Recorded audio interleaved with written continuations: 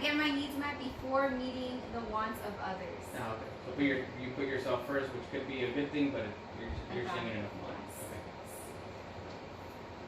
I put on everything that like taking care of myself or like doing anything for myself. I put a 0 because I don't. So I think that's honestly my biggest flaw because I don't focus on making myself better. I focus on making other people better. So that's a bad thing. I put a 0 for that one too. I put for the I stop like critical self-talk. Like I tend to put myself down a lot with like little things and always tend to overthink it. And I think that's a flaw just because like sometimes mistakes you don't really need to see it as mistakes, it's not opportunities to like better yourself. It's just you kind of take it down the wrong way in certain situations, and I think I tend to do that a lot.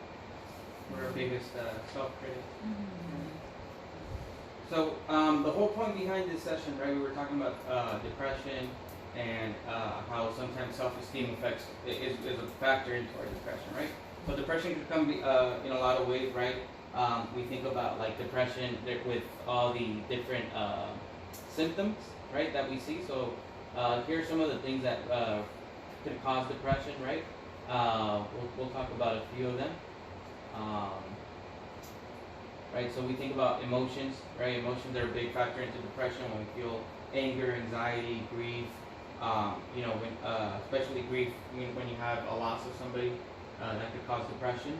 And then physical, right? So sometimes it's neurochemical, right? I don't know if you guys have seen like the J Balvin documentary recently, and what he does is take a lot of like medications and stuff, and it has to be more of like your the HP axis. So the chemicals in the head, the neurotransmitters aren't there. So sometimes we use a lot of it that we run out, right, in our brains, and then that's a big factor into depression. And then the environment, right? So if we're in a high stress environment where we don't get to relax, that causes that anxiety, right? That causes us to not be able to focus, and so our neurotransmitters are constantly going that we don't get time to relax and focus on ourselves. So then that could cause depression. But the one we're focusing on today is based around relationships. In order to have those relationships, we need to have a good self-esteem. So that's why we took this test, to be able to evaluate ourselves. But I have the follow-up question I have to our analysis is, if your best friend, or say if you had kids, had that flaw that you just talked about, would you still love them? Yeah. And then can somebody explain why or how you're still able to love them?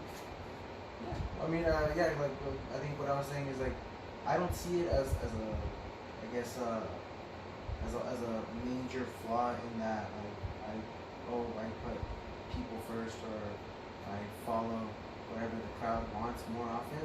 But I would definitely now, like if I were to talk to my kid, I'd be like, well, there's a time and a place, and definitely put yourself first. Yeah, and I wouldn't stop me from caring about them. But now thinking about it, like I wouldn't want my kid to be a pushover all the time. But I could see where I would talk to them about yourself first. Afterwards, and kind of just making sure that there's a line, and that's not a fine line, but there's a definitive line with yourself. Anybody want to share also kind of a reflection on their flaw and how you would still love either their kid or your best friend?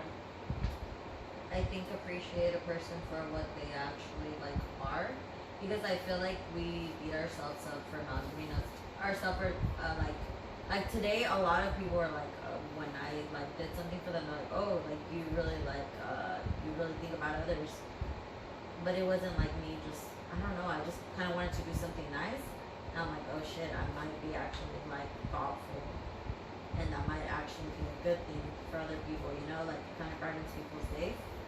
So I think seeing the positive of our negatives, or I think seeing something, positive out of our negatives. I think that's the only way I could explain it.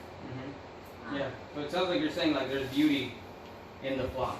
Yeah. Right. I think we have this perception of like the ideal person has X, Y, Z, and sometimes we're our strongest critics, right? And we're like, dang, but this is the area where I feel like I need growth. And so we focus on that, and we don't tend how that you know that makes us human. And I think just having those flaws is what makes us who we are. And sometimes you know we take it for granted and it could affect our self-esteem. But you know overall I think that's what we need to be who we are, to be human.